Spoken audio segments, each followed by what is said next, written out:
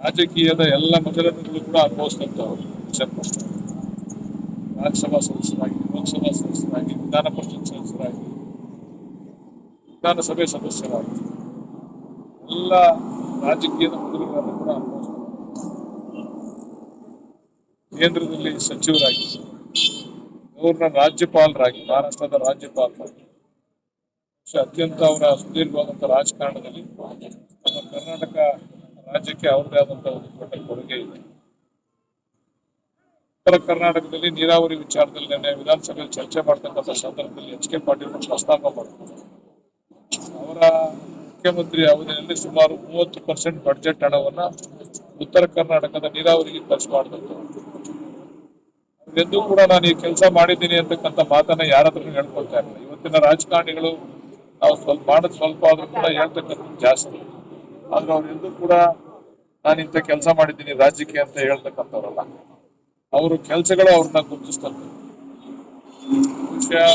ಅವರ ಅಳಿಯ ಸಿದ್ಧಾರ್ಥ ಅವರ ನಿಧನದ ನಂತರ ಸ್ವಲ್ಪ ಅವರು ಮಾನಸಿಕವಾಗಿ ನೊಂದ್ರು.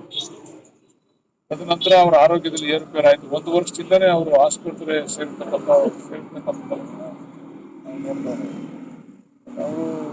ದೀರ್ಘವಾದಂತಹ ರಾಜಕೀಯ ಜೀವನ ಮತ್ತೆ ಅವರ ಆಯುಷ್ ಕೂಡ 92 ವರ್ಷ ಆಯುಷ್ ಕೂಡ ಒಳ್ಳೆ ಉತ್ತಮವಾದಂತಹ ಆಯುಷನ್ನು ಕೂಡ ಭಗವಂತ ಅವರು ಹಸ್ತಂಗತರಾಗಿದ್ದಾರೆ. ಅವರ ಆತ್ಮಕ್ಕೆ ಶಾಂತಿಯನ್ನ ಕೋರೋಣ. ವಿಶೇಷವಾಗಿ ಈ ಭಾಗದಲ್ಲಿ ಅವರ ಜನಪ್ರಿಯತೆ, ದಕ್ಷಿಣ ಕರ್ನಾಟಕ ಭಾಗದಲ್ಲಿ ಜನಪ್ರಿಯತೆ, ಇದನ್ನು ನಮ್ಮ ಜನಾಂಗದ ಪ್ರಮುಖ ನಾಯಕರು, ಈಗ ಜನಾಂಗದ ಪ್ರಮುಖ ನಾಯಕರು.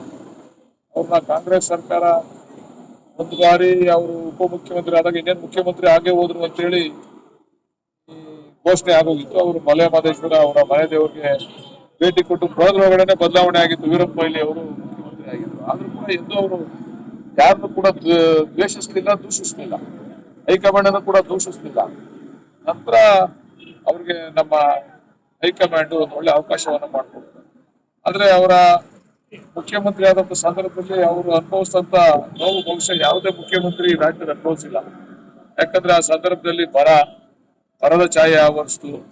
ಕರ್ನಾಟಕ ಮತ್ತೆ ತಮಿಳುನಾಡಿನ ಮಧ್ಯೆ ನೀರಿನ ಬಿಕ್ಕಟ್ಟು ಜಾಸ್ತಿ ಆಯಿತು. ರಾಜ್ಕುಮಾರ್ ಅವರ ಅಪಹರಣ ಆಯಿತು.